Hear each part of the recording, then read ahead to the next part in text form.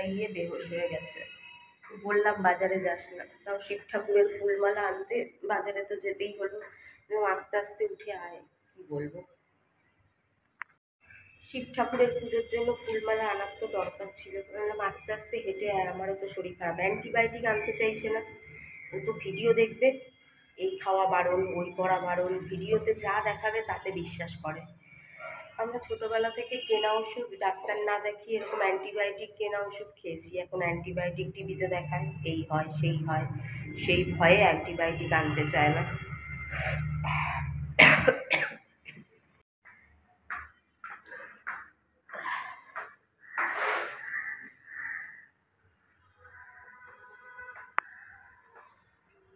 কি বলো?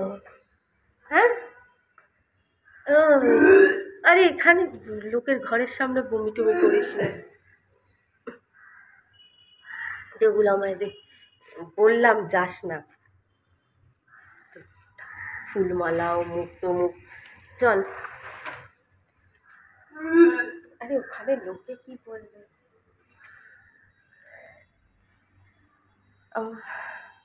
আস্তে আস্তে উঠে আয়, আস্তে আস্তে উঠে আয়, ঘরে গিয়ে শুবি।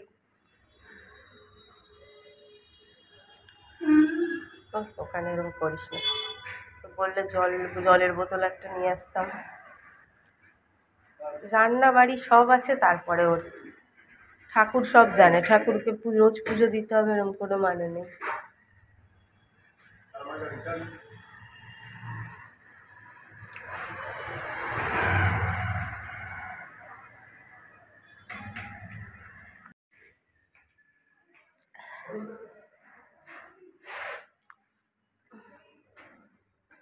নিজের শরীর ভালো না, তার উপর যদি এরকম করে, নিজে অসুস্থ হয়ে পড়ে, আমি কি করব বলো। বুনো ছিল কোনোদিন, আমরা দুজনে অসুস্থ হই না। বুনো নেই, আমরা দুজনে অসুস্থ হয়ে পড়েছি। আমাদের রোগ বিগো মনে হয় বুনো নিয়ে নিত। বেহুশ হয়ে পড়ে আছে কিনা, আমি আর পাচ্ছি না। আবার যাবো এগুলো রেখে।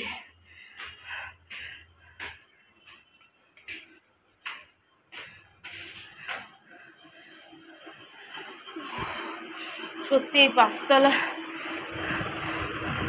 এই অসুস্থ শরীর নিয়ে পাঁচতলা ওঠা নামা সত্যি খুব কষ্টকর। তারপরে বছরের পর বছর কারো ট্রিটমেন্ট হয় না, চিকিৎসা হয় না, শরীরে রোগের ঢিপু। যাই, আবার যাই। নিচে কত লোক এসছে অন্যের ঘরে, পাগলের মতো যাওয়া যায়?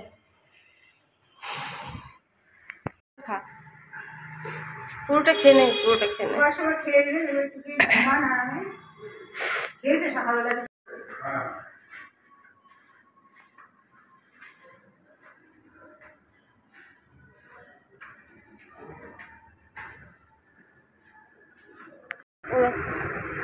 ছাতু করে ফ্রিজে কবে দিয়ে পড়ছে, আবার নিয়ে এসছে ওটস। এও দুদিন খাবে, দুদিন শরীর খারাপ, 3 দিনের দিন পরে পচবে। আর আমি তো এসব ছুঁইও না, কোনো ভালো খাবার, ছাতু বলো ওটস বলো, এসব আমি খাইও না। বনভিটা এগুলো খেতাম ছোটোবেলায়, তো এসব আর খাই না এখন আর। তাও এগুলো ঠিক আছে। আবার কি এনেছে, কলা, কলা।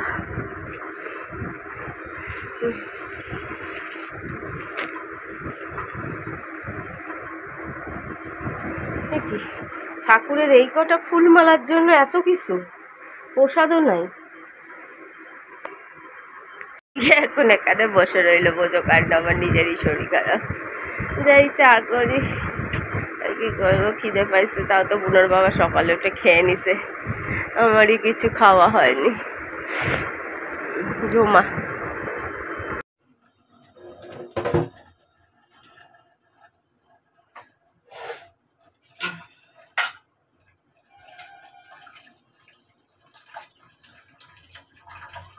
দুজনের একসাথে শরীর খারাপ হলে না এত মুশকিল হয়ে যায়। আরেকজনের জন্য কিছু করবো, সেটার আর শরীরে জোর থাকে না।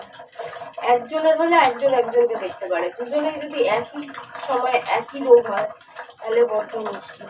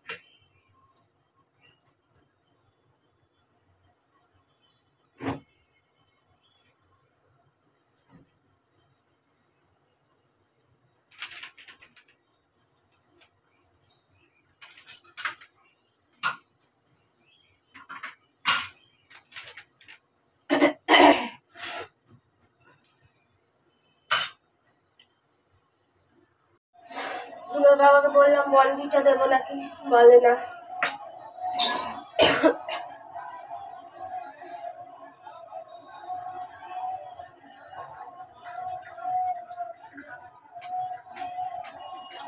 কোনোটা কি লক্ষ্মী ছিল, এতগুলো বছর ছিল, গুলো থাকাকালীন কোনোদিন আমরা দুজনে একসাথে অসুস্থ হইনি।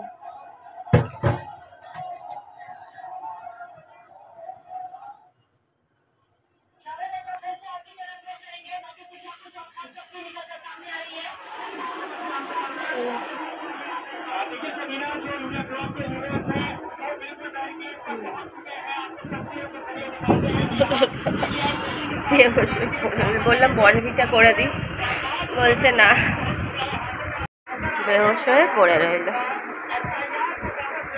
দুটো বিস্কুট খাই আর সুগার ফ্রি করি।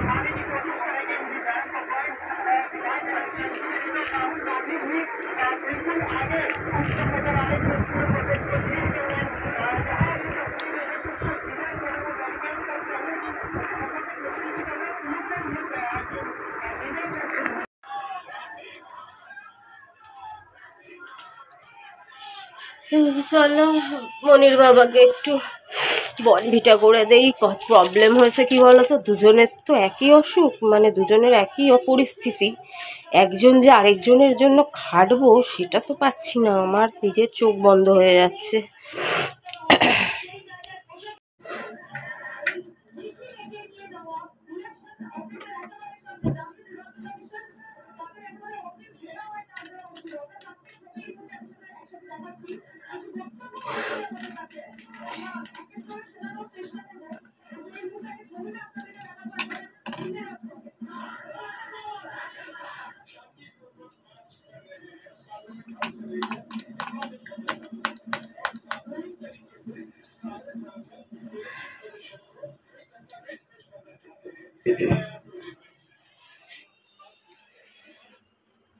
যারা পুনর বাবার আমায় দেখা দেখভাল করা মাছ খাওয়ানো নিয়ে হিংসা হয় তারা এখন আসবে নাকি? তারা এখন আসবে দেখভাল করতে, যত্ন আদি করতে? তাদেরকে খুঁজে পাওয়া যাবে?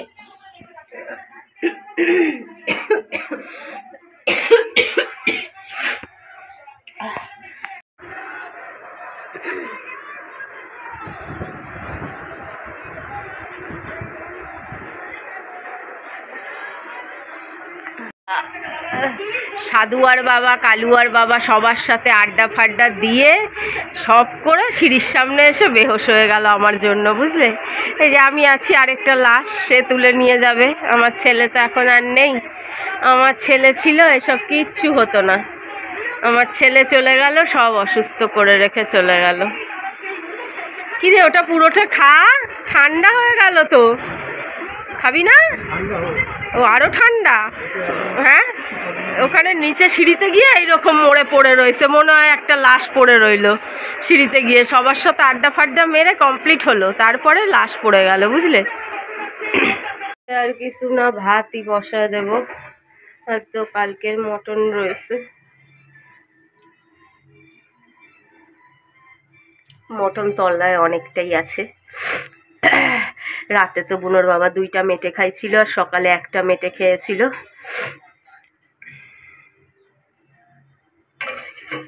ভাত ভাত বসিয়ে দিলাম, বুনোর বাবাকে বললাম আলু সিদ্ধ দেবো না, কি বলে না দিতে হবে না, ঝোলে তো আলু আছে।